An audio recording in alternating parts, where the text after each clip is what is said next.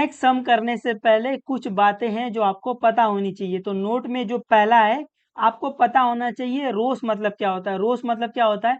Horizontal line में arrangement. तो अगर आपने कोई चीज हॉरिजेंटल लाइन में अरेंजमेंट की है ना, कोई चीज को आपने हॉरिजेंटल लाइन में अरेंज किया, उसको रोज बोलते हैं। नेक्स्ट आपको पता होना चाहिए कॉलम। कॉलम क्या होता है? अगर कोई चीज आपने वर्टिकल लाइन में अरेंज की है ना, ऐसे खड़ी खड़ी अरेंज की है, उसको बोलते हैं कॉलम। तो रो क्या है? जो ये सोई सोई लाइन है उसको रो बोलते हैं ना, हॉरिजेंटल लाइन। और कॉलम क्या है? जो ये वर्टिकल लाइन है, जो खड़ी खड़ी लाइन रहती है, उसको बोलते हैं कॉलम्स। तो उम्मीद है आपको समझा है।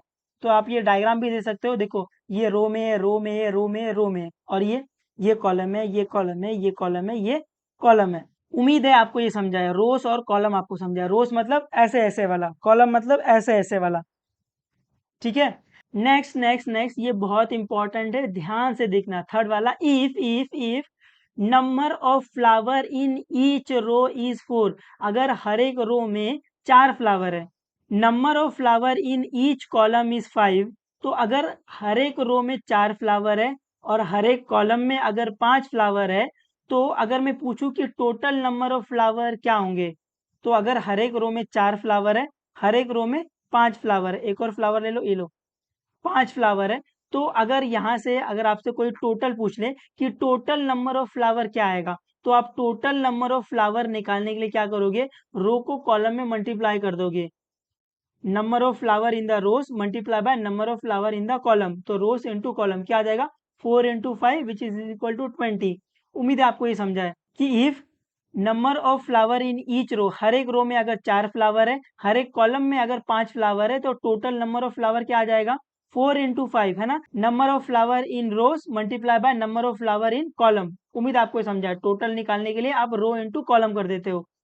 एक और देख लो, if number of trees in each row, अगर हर एक रो में 10 ट्री है, number of trees in each column, और हर एक कॉलम में अगर 15 ट्री है, तो टोटल नंबर ऑफ ट्रीज क्या हो जाएंगे? रोस इंटू कॉलम, तो 10 इंटू 15। उम्मीद है आपको ये समझा है, पक्का समझा है ना। ये सब में यूज होगा, इसीलिए आपको बता रहे, टाइम पास नहीं करवा रहे भाई। उम्मीद है आपको समझा है कि number of flower in each row 4 है, number of flower in each column 5 है, तो टोटल नंबर ऑफ फ्लावर क्या आ जाएगा? टोटल नंबर ऑफ फ्लावर आ जाएगा 5 इंटू 4 या फिर 4 इंटू 5, जो भी आप बोलना चाहो। थर्ड वाला, in the orange garden of mister Madhusudan there are 150 oranges tree. ये समझा? मधुसूदन नाम का कोई एक पर्सन है जिसके पास ऑरेंज गार्डन है। उस ऑरेंज गार्डन में 150 ऑरेंजेस ट्री है। उम्मीद है आपको इतना समझा। In the oranges garden of Mr. Madhusudan, there are 150 oranges tree. The number of trees in each row is मतलब equal to 5 more. 5 more मतलब 5 ज्यादा than that in each column. तो वो क्या बोल रहा है कि मिस्टर मधुसूदन के पास जो ऑरेंज का गार्डन है उसमें 150 ट्रीज है। उसके बाद वो क्या बोल रहा है कि the number of trees in each row, हर एक रो में जो नंबर ऑफ ट्रीज है वो इज मतलब इक्वल टू, वो 5 ज्यादा है किससे? Number of trees in each column. उम्मीद है आपको ये समझा थोड़ा बहुत, है ना। ये कंडीशन दी हुई है आपको। फिर find the number of trees in each row and each column with the help of the following chart. तो आपको एक चार्ट दिया हुआ है, उसकी मदद से आपको ये number of trees in each row find करना है और number of trees in each column find करना है। तो वर्ड प्रॉब्लम में जो कुछ भी अपने को फाइंड करना रहता है, अपन उसको कुछ ना कुछ मान लेते हैं। तो यहाँ पर फाइंड क्या करना है? अपने को फाइंड करना है number of trees in each row and the each column. तो सोल्यूशन में अपन लेट ले लेंगे, the number of trees in each row x ले लेंगे, the number of trees in each column y ले लेंगे, है ना। यही दो चीजें अपने को फाइंड करने बोली है, तो अपन ने उसको कुछ ना कुछ मान लिया है। तो अगर number of trees in each row x है, number of trees in each column y है ना, हर एक रो में अगर x ट्री है, हर एक कॉलम में अगर y ट्री है, तो टोटल नंबर ऑफ ट्री क्या हो जाएगा? X into y. याद आया? रोस इंटू कॉलम करते हैं अपन, तो टोटल नंबर ऑफ ट्रीज किसके इक्वल आ जाएगा? एक्स इंटू वाई के इक्वल आ जाएगा। बट मेरे को पता है कि टोटल नंबर ऑफ ट्रीज कितने हैं, है ना। यहाँ पर दिया हुआ है क्वेश्चन में, मधुसूदन का जो गार्डन है ऑरेंजेस ट्रीज, उसके पास 150 ऑरेंजेस ट्रीज है।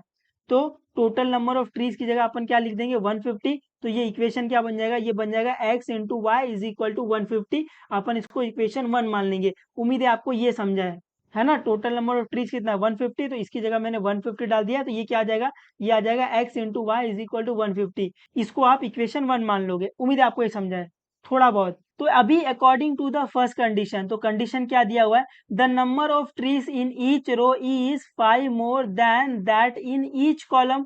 तो इसका मतलब क्या है, इसका मतलब क्या है कि number of trees in each row is मतलब इक्वल टू 5 मोर, 5 मोर मतलब +5, है ना। 5 मोर मतलब +5, तो +5 आ गया।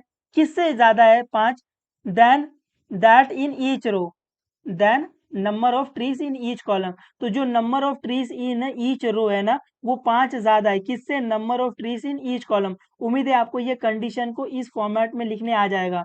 अभी अपन ने number of trees in each row को अपन ने x बोला है, number of trees in each column को अपन ने y बोला है, तो ये आ जाएगा x is equal to y plus 5, जिसको अपन इक्वेशन 2 मान लेंगे।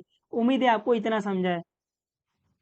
अभी फ्रॉम 1 एंड 2 अपन क्या बोल सकते हैं, फ्रॉम 1 एंड 2 अपन बोल सकते हैं x into y is equal to 150। Second में x is equal to y plus 5। तो अभी अभी अभी अभी अभी ध्यान से देखना, अभी आपको दिख रहा है कि ये एक लीनियर इक्वेशन इन 2 वेरिएबल है ना। एक वेरिएबल, दो वेरिएबल, कॉन्स्टेंट इधर उधर चलेगा, तो ये क्या है, ये लीनियर इक्वेशन इन 2 वेरिएबल है। और ये क्या है, ये कोई इक्वेशन है। तो आपको दिख रहा है ये लीनियर इक्वेशन इन 2 वेरिएबल है और ये कोई एक इक्वेशन है। तो अगर आपको इसको सॉल्व करना है, तो इसको सॉल्व करने के लिए आप क्या करोगे, आप ये लीनियर इक्वेशन इन 2 वेरिएबल को उठाकर इस इक्वेशन में डाल दोगे। उम्मीद है आपको समझा है।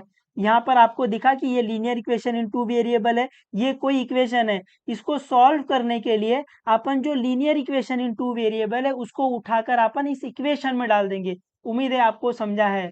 तो अपन लिखेंगे नेक्स्ट स्टेप में, put x is equal to y plus 5 in equation x into y is equal to 150। तो अपन क्या करेंगे, इस x की वैल्यू इस इक्वेशन में डाल देंगे। उम्मीद है आपको थोड़ा बहुत समझा है। तो अभी अपन पहले ये वाला इक्वेशन लिख लेंगे। ये वाला इक्वेशन क्या है, x into y is equal to 150। अभी put x is equal to y plus 5 in this equation, मतलब इस इक्वेशन में जहां जहां x है वहां वहां y प्लस 5 डाल दो। तो यहाँ पर आ जाएगा y plus 5 multiply by y is equal to 150। अभी आप इसको मल्टीप्लाई कर सकते हो बिल्कुल, ये y सबके साथ जाएगा, तो ये y इंटू वाई क्या आ जाएगा, y स्क्वायर आ जाएगा। और ये y इंटू 5 क्या आ जाएगा, प्लस 5y आ जाएगा इज इक्वल टू 150। अभी सबको अपन LHS में ले लेंगे, तो ये आ जाएगा y square plus 5y minus 150, है ना। ये 150 यहाँ पर प्लस हो रहा था, यहाँ पर आकर माइनस इज इक्वल टू 0। तो अभी अगर आप इसको ध्यान से देखोगे तो ये क्या है, ये क्या है, ये है आपका क्वाड्रेटिक इक्वेशन। किसमें, y में, है ना, वेरिएबल इसका y है। तो अभी अपन इसको सॉल्व कर सकते हैं बाय फैक्टराइजेशन मेथड। ठीक है। तो फैक्टराइजेशन मेथड में अपन क्या करते हैं, अपन a इंटू सी, है ना, अपनी क्रश का ब्रेकअप करवाते हैं, तो a इंटू सी निकाल लो।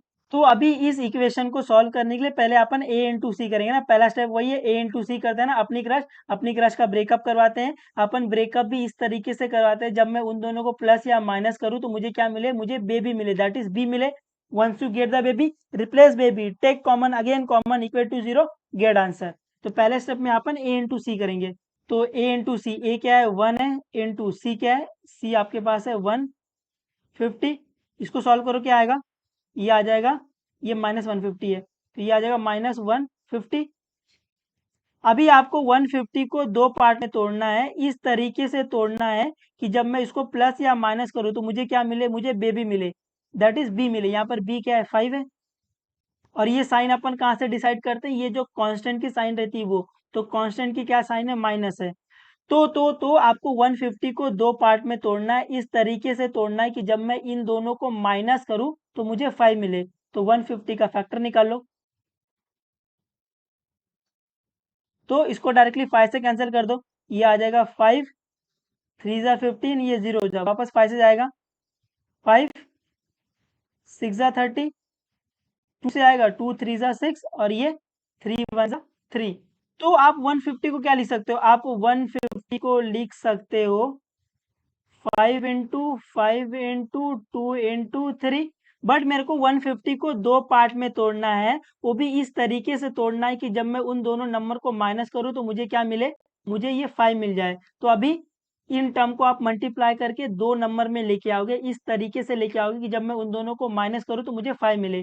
तो क्या कर सकते हैं, 5 5 जा 25 और 2 3 जा 6, तो 25 - 6 नहीं आएगा 5, है ना। तो अपन कर सकते हैं ये वाला 5 2 जा 10 कर सकते हैं, और 5 3 जा 15, और 15 - 10 5 आता भी है, तो ये क्या आ जाएगा, ये आ जाएगा 5 2 जा 10 इंटू 5 3 जा 15, और 15 - 10 5 आता भी है, तो इस वाले बॉक्स में 15 आ जाएगा, इस वाले बॉक्स में 10 आ जाएगा। उम्मीद है आपको समझा है।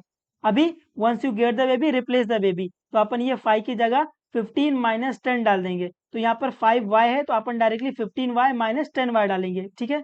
तो यहाँ पर ये क्या आ जाएगा, ये आ जाएगा y² plus 15y minus 150 equal to 0। Once to get the replace में भी टेक कॉमन, अभी इन दोनों टर्म में से कॉमन ले लो, इन दोनों टर्म में से कॉमन ले लो। इन दोनों टर्म में से क्या कॉमन आएगा, इन दोनों टर्म में से आपको कॉमन दिख रहा है y, अंदर क्या बच गया, अंदर बच गया y प्लस 15 बच गया। अभी अभी अभी अभी आप इस टर्म में से वही नंबर कॉमन लोगे जिसको कॉमन लेने के बाद एक और बार ब्रैकेट में y प्लस 15 आ जाए। क्यों, क्योंकि मुझे एक और बार कॉमन लेना है। तो यहाँ से अपन क्या कॉमन ले सकते हैं, यहाँ से अपन कॉमन ले सकते हैं -10, अंदर क्या बच जाएगा, अंदर बच जाएगा y प्लस 15 इक्वल टू 0, है ना। यहाँ से मैंने -10 बाहर खींचा है, तो ये माइनस का प्लस हो जाएगा ऐसे। तो अभी once you get the baby replace baby take common, again common, एक और बार आपको कॉमन लेना है। तो क्या कॉमन दिख रहा है आपको, यहाँ से आपको कॉमन दिख रहा होगा y प्लस 15, तो ये आएगा y प्लस 15, अंदर क्या बच गया, अंदर ब्रैकेट में बच जाएगा y -10 बच जाएगा equal to 0। Once you get the baby replace baby take common, again common, equal to 0, अभी इक्वल टू 0 कर दो, इक्वल टू 0 में क्या आएगा y प्लस 15 इक्वल टू 0 और y -10 इक्वल टू 0। अभी अपन इसको सॉल्व कर सकते हैं, बिल्कुल यहाँ से मेरे को y फाइंड करना है, यहाँ पर 15 क्या हो रहा है प्लस, वहां जाकर माइनस, तो ये आ जाएगा y इज इक्वल टू -15। उसी तरीके से अपन इसको भी सॉल्व कर सकते हैं, यहाँ पर मेरे को y फाइंड करना है, यहाँ पर 10 क्या हो रहा है माइनस, वहां जाकर प्लस, तो ये आ जाएगा y is equal to 10। But जो ये y है ये क्या है, ये मैं बोलूँ y क्या है, number of trees in column है। तो अपने को पता है number of trees can not be negative, है ना। आपको पता है कि ट्री कभी नेगेटिव में नहीं हो सकता। आपने कभी किसी को ये बोलते हुए सुना है मेरे पास -15 ट्रीज है, तो अपने को पता है trees can not be negative, therefore अपन y इज इक्वल टू 10 ना कि y इज इक्वल टू -15, क्योंकि अपने को पता है कि जो नंबर ऑफ ट्रीज होते हैं वो कभी नेगेटिव नहीं होंगे, ठीक है। तो यहाँ पे लिखेंगे but number number of trees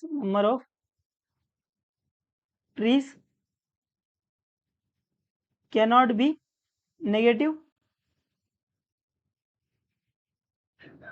negative, therefore अपन क्या लेंगे, therefore अपन y इज इक्वल टू 10 लेंगे।